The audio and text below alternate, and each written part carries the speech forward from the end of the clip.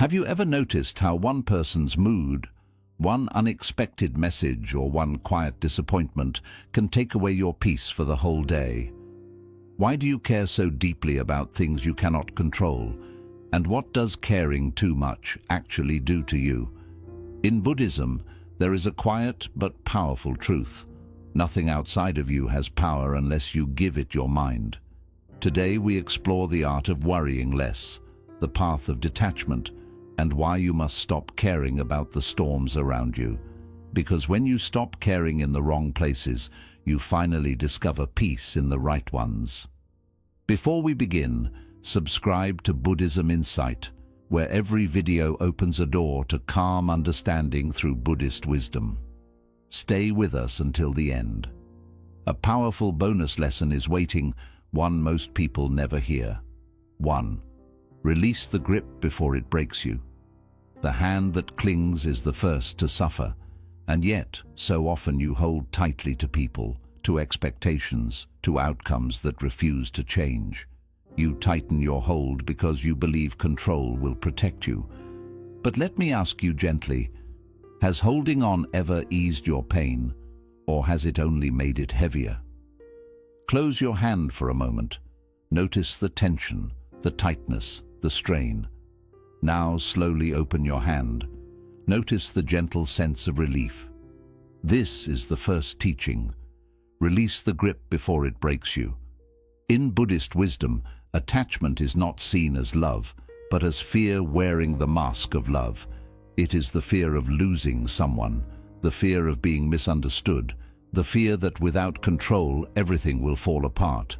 But fear is a weak guide on the path to peace. Imagine holding sand in your palm. When you squeeze it tightly, it slips away through your fingers.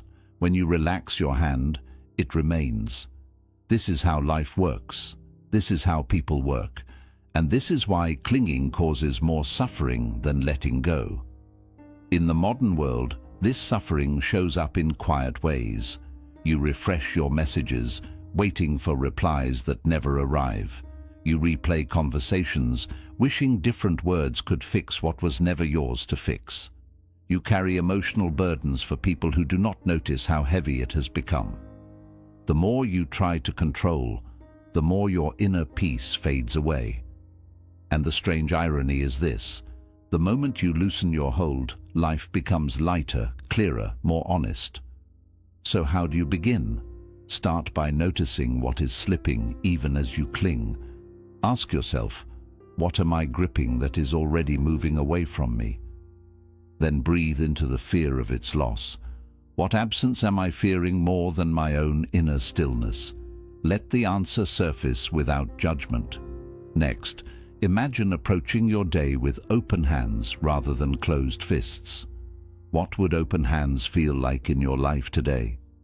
Calmer conversations, softer expectations, or a mind that no longer bargains with the uncontrollable. There is a quiet truth within Buddhist teachings. When you stop trying to force outcomes, you stop giving the world permission to hurt you. Detachment is not abandonment. It is the highest form of self-respect.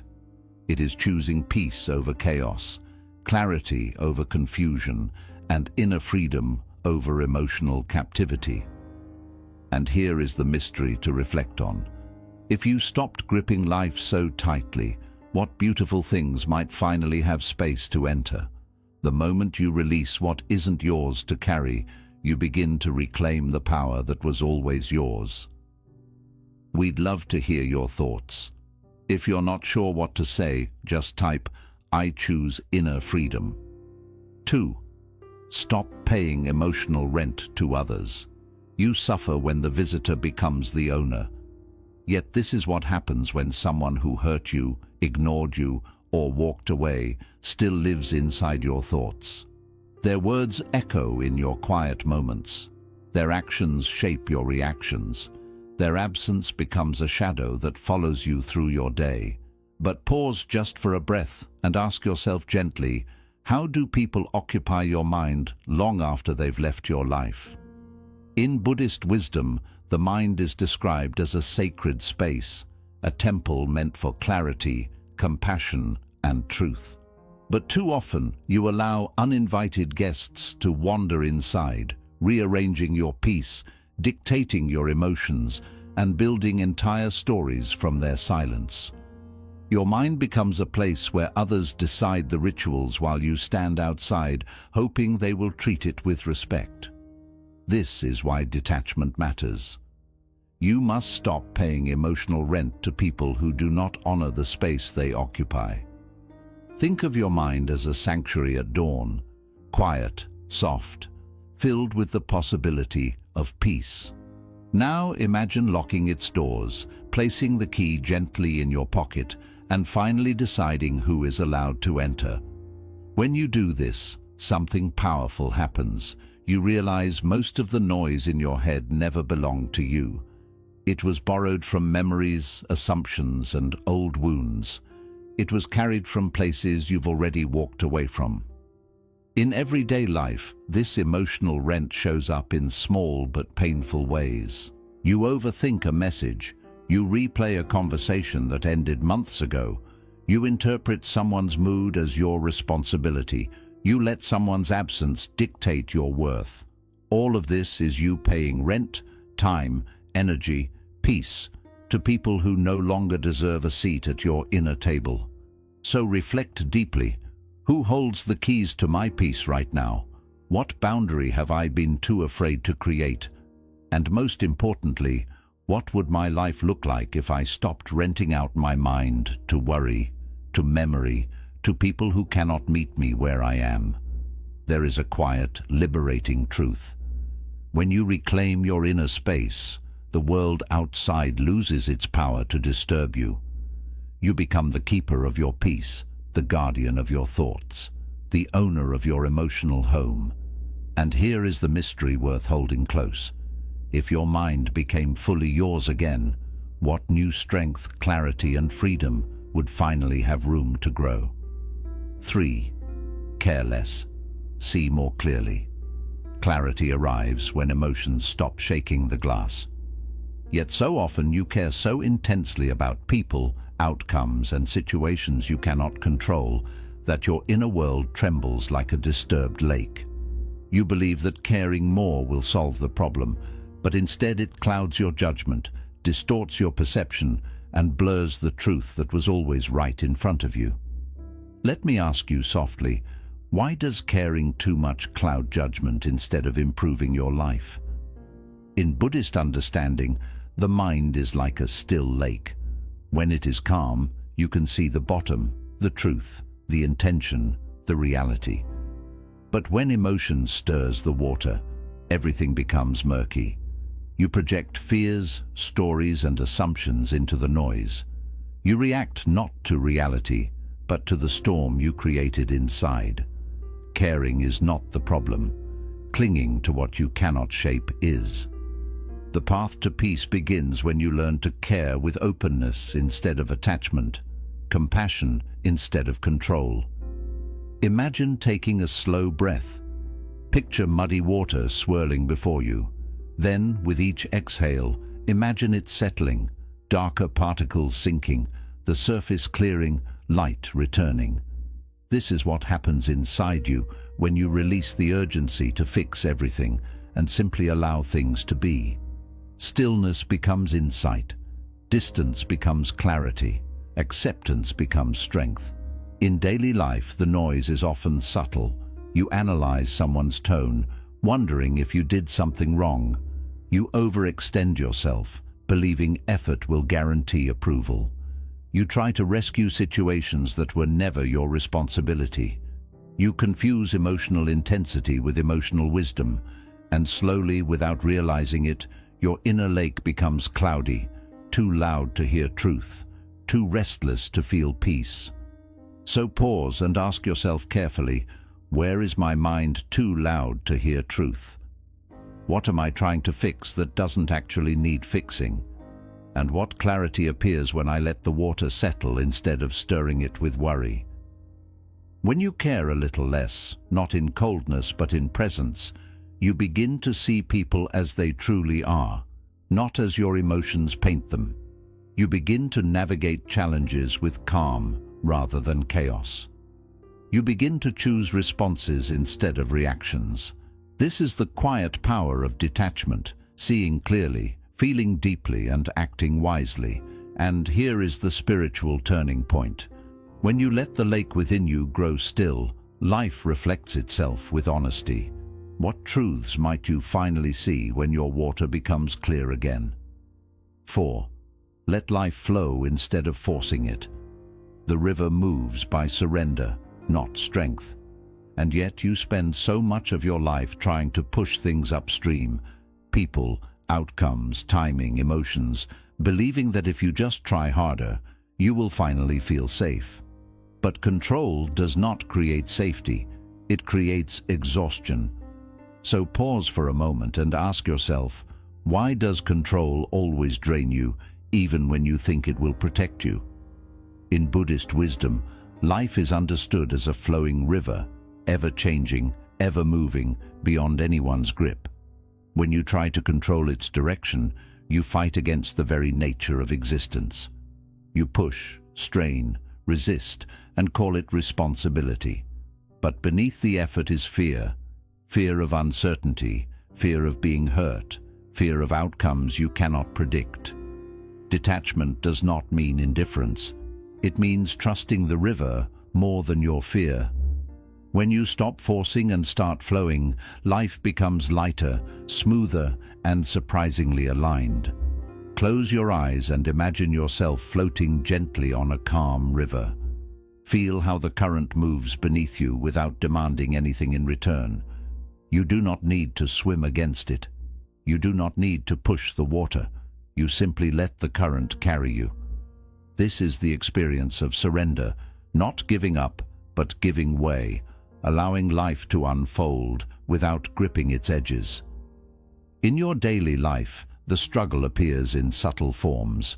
You try to shape someone's behavior, hoping they will finally see your worth. You attempt to fix situations that have already spoken their truth. You resist endings, cling to beginnings, and carry battles that are not yours to fight. And every time you push against what is natural, your spirit grows tired. The exhaustion you feel is not from life. It is from resistance. Reflect carefully. What am I trying too hard to shape? What resistance is draining my energy, leaving me restless and overwhelmed? And what flow could I follow instead of forcing? What path? What truth? What acceptance waits for me if I stop fighting the current? There is a quiet turning point on the path of detachment. The moment you stop pushing the river, it carries you exactly where you need to be. When you trust the flow, clarity emerges. When you release resistance, peace appears. And when you surrender your need for control, life reveals its natural wisdom. So hold this truth in your heart. If you let life move freely, without force, what new harmony might begin to carry you forward? We'd love to hear your thoughts. If you're not sure what to say, just type, "I choose inner freedom." 5. Detachment is returning to yourself. When you return to yourself, nothing outside can shake you loose. And yet so often you drift away from your own center, chasing approval, absorbing emotions that aren't yours, bending your boundaries to keep peace that never stays. You call it caring, loyalty, love. But quietly, a question rises. If detachment isn't coldness, then what is it really protecting? It protects the home inside you, the place you forget when the world grows loud. In Buddhist wisdom, detachment is not an escape from life. It is a return to your inner temple. Imagine sitting cross-legged at the very center of a storm. The winds howl, the branches break, the world trembles. But where you sit, there is stillness, untouched, undisturbed. This is the essence of detachment, not pushing life away, but refusing to let outer chaos decide your inner weather. You become anchored, grounded, present, a mountain that does not move. Visualize this now. See yourself in a quiet temple. The doors open, wines circling around you, voices, expectations, judgments, disappointments, but none of them entering. You sit with a spine of calm and a heart of clarity. You breathe, and the storm bows. This is what happens when you stop abandoning yourself for the sake of others who cannot meet you, cannot value you, cannot walk with you at the depth you deserve. In your daily life, losing yourself happens slowly. You say yes when your heart is whispering no. You silence your needs to hold space for someone who never returns the gesture. You carry emotional storms that are not yours to navigate, and the more you do this, the further you drift from your own inner home. The suffering does not come from others. It comes from the distance you create between yourself and your truth. So reflect gently. Where have I abandoned myself for someone else? What storm am I trying so hard to control outside instead of calming within? And what part of me needs to come home? My boundaries, my voice, my peace, my sense of worth. There is a profound turning point on the path of detachment, the moment you decide that your inner home deserves your loyalty more than anyone's approval. When you return to yourself, your peace becomes non-negotiable. Your clarity becomes sharper, your heart becomes steadier. And here is the quiet revelation. When you stand firmly in your own center, no storm, no person, no situation can shake you loose again. 6. Pain ends when identity lets go. You hurt because you believe the story, not the moment. The suffering you carry is not always born from other people. It often comes from the identity you built around them, the role you felt forced to play, the version of yourself shaped by their expectations. This is why the pain lingers long after the person is gone. So ask yourself softly, what if the suffering you feel isn't from others at all, but from the mask you've been wearing in their presence? In Buddhist wisdom, identity is one of the deepest illusions. The mind creates roles. The one who must be strong, the one who must be chosen, the one who must not fail. But these masks grow tight over time. They restrict your breath, your truth, your peace. Pain arises not because life is unkind, but because the mask refuses to break. Detachment then becomes an act of liberation, allowing the false identity to fall away so the real self can breathe again. Visualize yourself holding a mask that you have worn for years. Feel its weight, shaped by old pain, old expectations, old stories about who you must be. Now imagine removing it slowly. Imagine the first deep breath you take without it. The air feels different. The world feels wider. This is the moment identity loosens and suffering begins to dissolve. In your daily life, identity quietly fuels pain. You react because the role you play demands it. You cling because the story you believe insists that without someone you are incomplete. You overgive because your identity says your worth comes from being needed. But beneath all these reactions is a quieter truth. You are none of these masks. They were created for survival, not for peace. So reflect deeply. Who am I when I am not reacting? What story about myself must I release to return to my original clarity? And what pain disappears the moment I drop the mask? Fear, insecurity, loneliness, the pressure to prove something to someone who cannot see you. This is the turning point on the path of detachment. When identity lets go, pain loses its foundation. You stop interpreting every moment through old wounds. You stop seeing yourself through borrowed narratives. You stand in a clearer, freer space where your worth is not tied to anyone's presence, opinion, or approval. And here is the quiet revelation. When the mask falls, the suffering falls with it. What remains is your truest self, steady, peaceful, unshakable, and finally free. 7. Emotional distance creates inner mastery. Distance is not disconnection. It is a higher vantage point. Yet when life becomes chaotic, when people pull on your emotions, When problems demand reaction, you move closer, believing proximity will give you control. But the truth is far quieter. Stepping back gives you more clarity than stepping in. So pause for a moment and ask yourself gently, how does distance create more mastery than involvement? In Buddhist wisdom, emotional distance is not coldness, it is spaciousness. It is the ability to rise above the noise rather than drown inside it. Like climbing a hill, the moment you elevate yourself even slightly, the entire battlefield of your emotions becomes visible. You stop reacting to every movement. You stop absorbing every tone, every gesture, every shift in someone else's mood. You begin to see patterns, truths, and illusions that are invisible when you stand in the middle of the crowd. Close your eyes and visualize yourself stepping back from a noisy marketplace. The shouting, the movement, the confusion. One step back and the noise softens. Another step and the shapes become clearer. Climb a little higher and suddenly you see the entire scene with unmistakable clarity. This is emotional distance. It is the shift from being overwhelmed by life to understanding it. In your daily life, being too close to the noise creates blindness. You take things personally that were never about you. You react to emotions that are not yours to carry. You try to solve problems from within the storm instead of moving to its edge. Distance gives you insight. Proximity gives you confusion. That is why stepping back is a form of inner mastery. It lets you respond with calm instead of acting from chaos. Reflect on this quietly. What noise am I too close to right now? Where in my life do I need a higher vantage point to see what is truly happening and what becomes obvious? What truth reveals itself the moment I step back and breathe?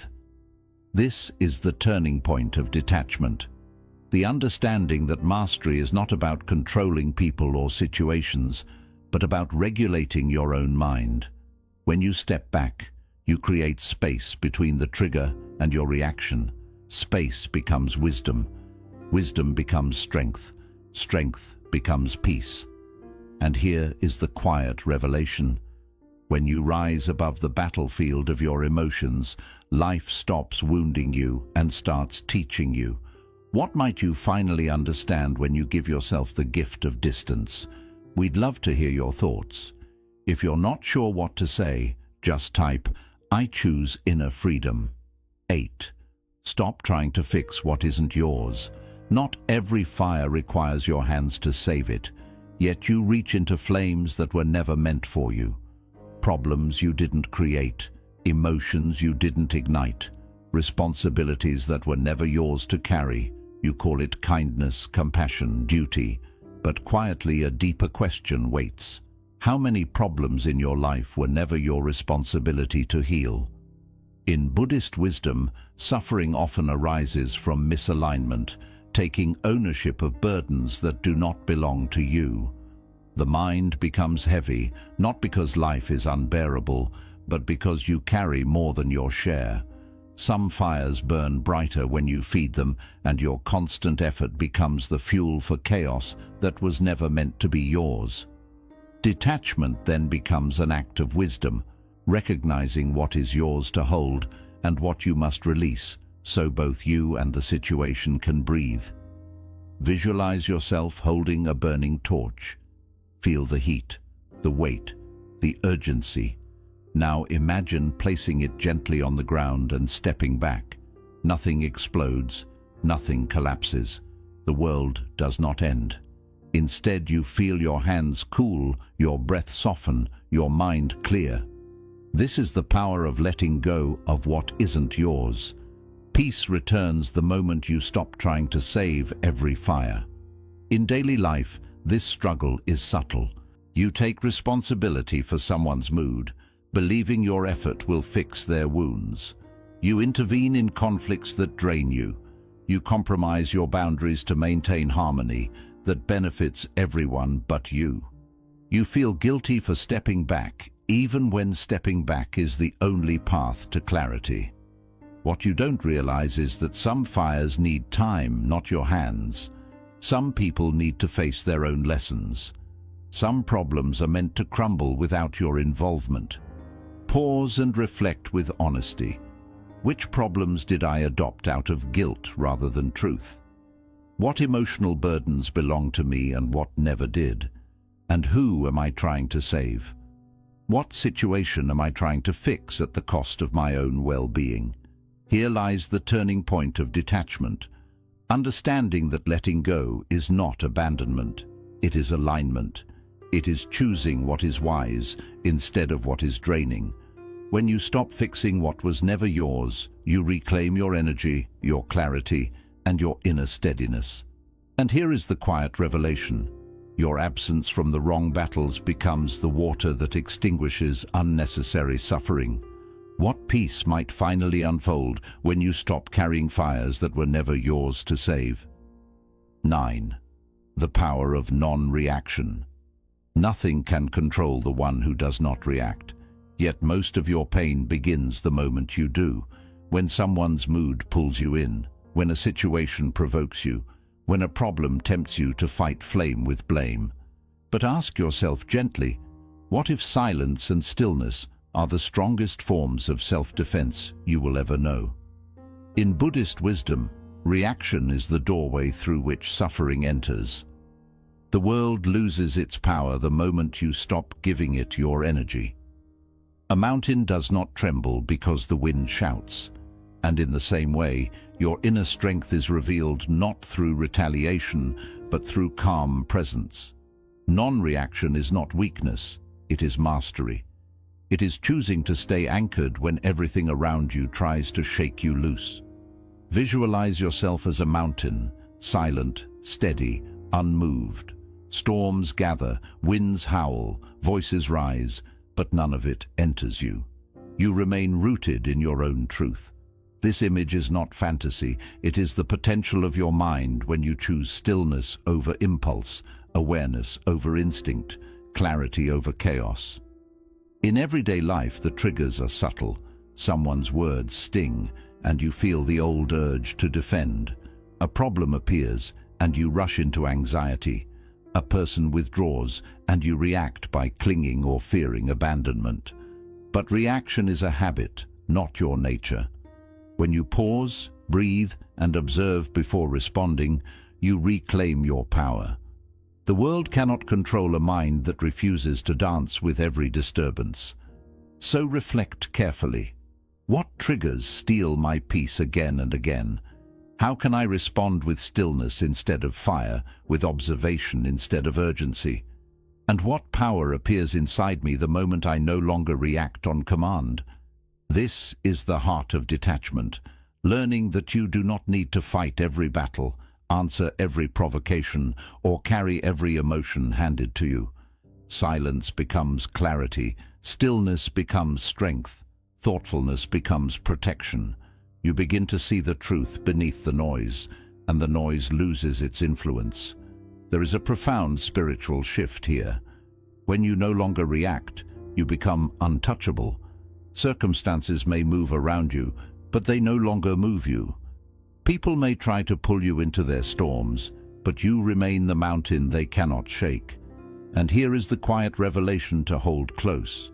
When you master the art of non-reaction, life stops controlling you and starts revealing itself with honesty, peace, and extraordinary freedom. 10.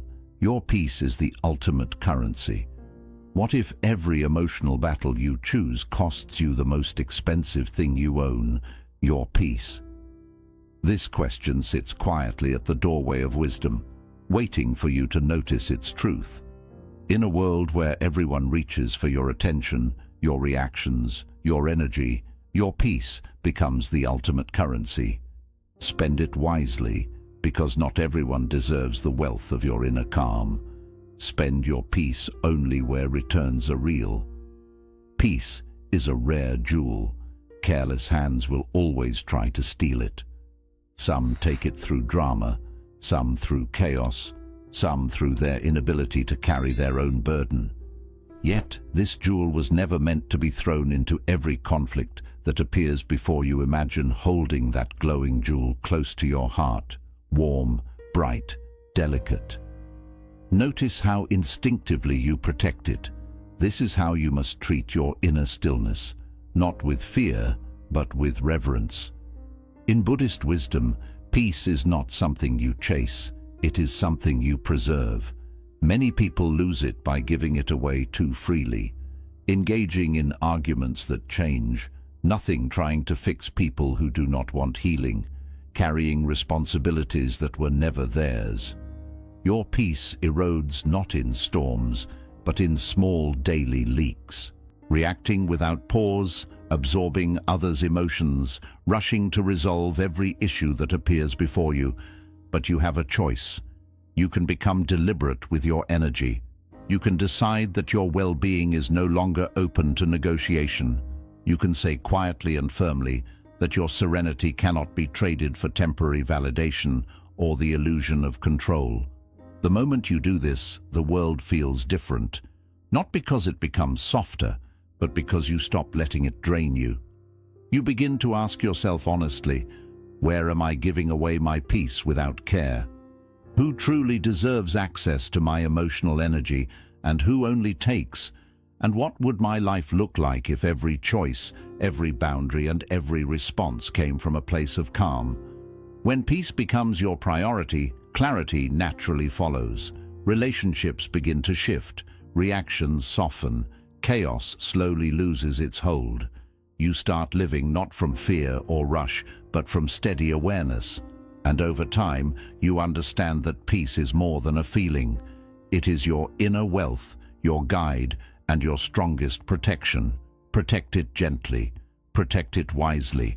Protect it as the treasure that shapes the quality of your whole life. We'd love to hear from you. If you're unsure what to say, simply write, "I choose inner freedom." 11. Detach and let life come to you. Why does life seem to move toward you the moment you stop chasing it? This is a quiet truth. Most people realize it only after exhaustion, after running after people, outcomes, and answers that were never meant to be chased. In the calm space of Buddhist wisdom, there is a simple reminder. What is meant for you comes closer when you become still. Life does not respond to frantic effort. It responds to grounded presence. The flower does not chase the bee, yet the bee always returns. The lotus does not hurry to open its petals. It blooms in its own time, and the world comes to meet it. When you chase, you push life away with the energy of fear and scarcity. But when you settle into yourself, calm, grounded, and aware, you become a natural magnet for what belongs on your path. The right people, the right chances, and the right experiences begin to move toward you. Not because you demanded them, but because you stopped fighting the natural flow of life. Picture yourself as a lotus resting on still water. No struggle, no rushing, no gripping. The surface responds to your calm, not your tension. The world around you grows clearer. The noise fades, and what is meant for you slowly begins to approach. This is the strength of detachment, not withdrawal, not coldness, but the wisdom of trusting your center more than your fear. Chasing often creates distance. You chase people because you fear losing them. You chase approval because you question your worth. You chase outcomes because you believe you are incomplete without them. But every pursuit born from lack sends a quiet message. I am not enough yet. Detachment changes that message. It says, I am whole where I stand, and what truly matches me will arrive in its own time. Ask yourself, what am I chasing that should come to me naturally? How is my chasing creating distance instead of closeness? And what might move toward me if I simply pause, breathe, and allow life to unfold instead of trying to force it? When you stop chasing, you start noticing. When you stop clinging, you begin to receive.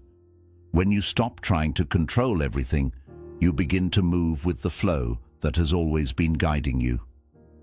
Detachment is not the end of effort. It is the beginning of effortless clarity. And within that clarity, life reveals what was always meant for you. Bonus lesson: the unshakable mind cannot be harmed. What changes in your life when you stop caring so much about approval, outcomes, and other people's opinions? A deep stillness arises, like a monk sitting alone at dusk, untouched by the noise around him. This is the core of an unshakable mind, not cold, not distant, but steady and calm. A mind that no longer opens its doors to every passing judgment becomes a mind that can finally rest. As the old teaching reminds us, when nothing enters without your consent, you are truly free. Imagine creating a quiet refuge within your chest, a place no criticism can enter, no chaos can disturb, and no outside voice can define your worth. This refuge is not built from stone, but from awareness. With every breath, you strengthen its walls. With each clear moment, you steady its foundation. When you stop letting everything affect you, you become like a fortress with no open gates, calm, whole, and complete. Many of the wounds you carry did not come from the events themselves, but from the stories others placed on you about who you should be. You gave too much power to opinions that were never grounded in truth. You allowed outside noise to shape your inner world. But pause for a moment. Who would you be if those voices no longer mattered? Who might you become if nothing could harm you anymore, because you reclaimed control over what enters your mind? Emotional freedom begins when you stop giving your peace away, when you stop asking, "Do they approve of me?" and start asking, "Do I approve of who I am right now?" This is the moment you realize that other people's reactions are not measures of your worth, but reflections of their own state of mind. You are not here to carry their burdens. You are here to return to yourself. Ask gently, what opinions have I allowed to guide my life? What part of me was shaped by fear of judgment? And what does real freedom feel like when I choose that my mind belongs to me? When you stop letting the world enter you, you rise above it. You react less, observe more, and move through life with the quiet strength of someone who cannot be easily shaken. This is the gift of detachment, not escape, but mastery, not withdrawal, but freedom. A brief summary of the principles: release the grip before it breaks you. Suffering begins when you cling to what is already trying to leave.